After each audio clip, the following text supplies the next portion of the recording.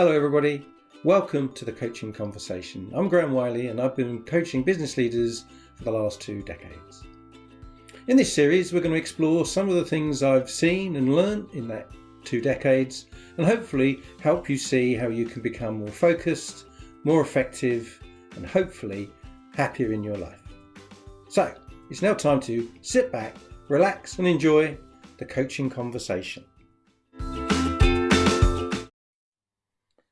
Hello, welcome to this edition of the Coaching Conversation.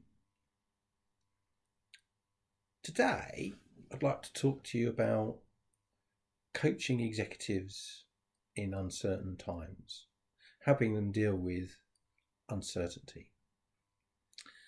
That seems to be particularly relevant right now as we live in particularly unpredictable, particularly difficult times. We've had 2 years or more of a pandemic that came from nowhere, moved very quickly and disrupted all of our lives. We've got the issues around large-scale geopolitical uncertainty. We have now seen threats that we thought were consigned to history reappear.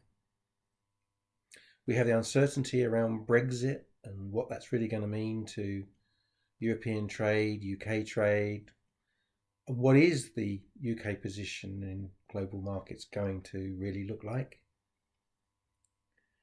And as we return to work from the pandemic, the uncertainty of people's relationship with their employer, with their commitment to work, with their relationship with work and work-life balance is all up in the air.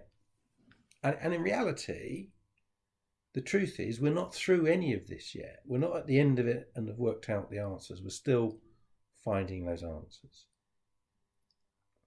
So as a coach, how do you help business leaders, organisation leaders absolutely come to terms with this high level, broad ranges of uncertainty?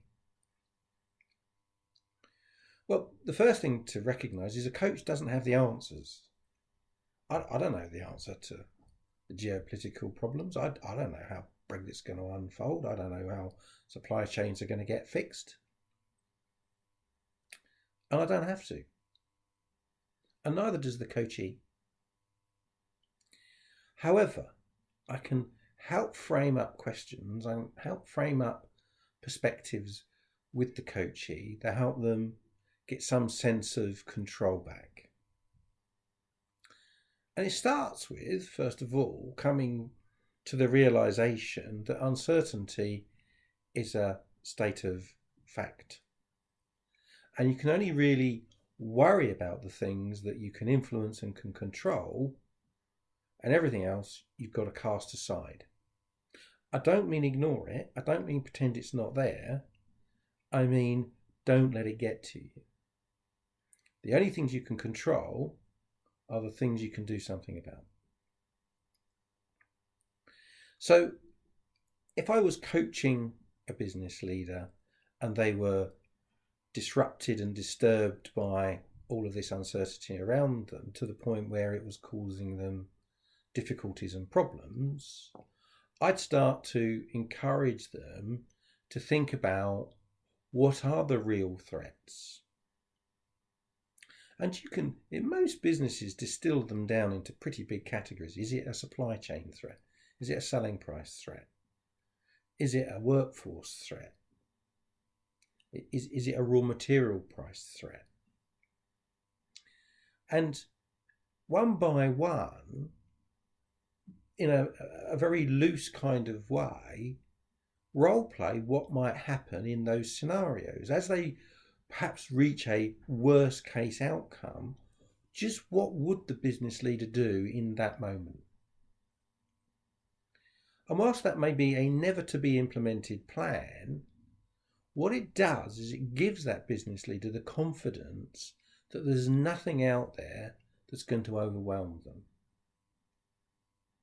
They can find a way to navigate through whatever those difficulties are going to be. No, that doesn't mean you want them to happen. No, it doesn't mean they aren't a problem. And no, it doesn't mean there isn't going to be challenges and risks.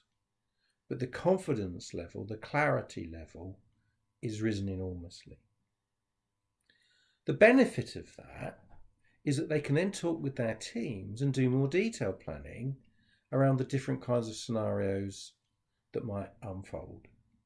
With that, they raise the level of confidence of their team. With that, they help everybody in their organisation see the way forward. And as things do unfold, as the situations become clearer, the actions can be taken without nervousness, without excessive delay. And the thing about uncertainty, and this is the other side of the coin as a coach, uncertainty can also spell opportunity. We saw, didn't we, during the pandemic, a number of restaurants and food manufacturing companies pivot to home delivery. They couldn't open their premises, but they could feed people and sell their products. Now, they would never have done that. They would have never moved at that lightning speed had it not been for the pandemic. We've seen since Brexit a number of organisations lose their markets. They simply cannot get product into or out of Europe. So they've changed. They've pivoted and refocused on a UK consumer. And as a consequence, they may have changed their profile of product and service, but they're still in business and possibly even more profitable than ever.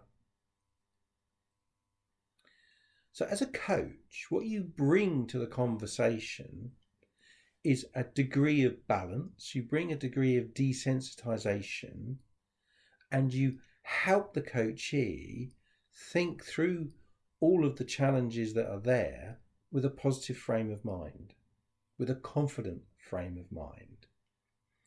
And at the end of this, the coachee will be able to share that with the rest of their organisation and possibly even their customers to energise and reassure the people around them. Uncertainty has always been with us. It may be more extreme at the moment, and it may have a number of frightening dynamics to it. But we choose how we want to react to that, and we can help them as coaches do that successfully. So there you have it. Coaching uncertainty, business leaders in difficult times. Hope that's helpful, and I'll see you again soon. Bye. So there you have it, the latest edition of the Coaching Conversation. Hope you found it interesting. Hope you found it useful. You can find out more about our coaching programs at theexecutivemindset.co.uk. If you want to reach out, you can send me an email at theexecutivemindset@sagegreen.com. You can book a free 30-minute session at theexecutivemindset.co.uk, which will give you a really good feel for how coaching could help you. And if you've really enjoyed the session, do please rate us, do please give us a review. And nothing more for me to say other than see you next time.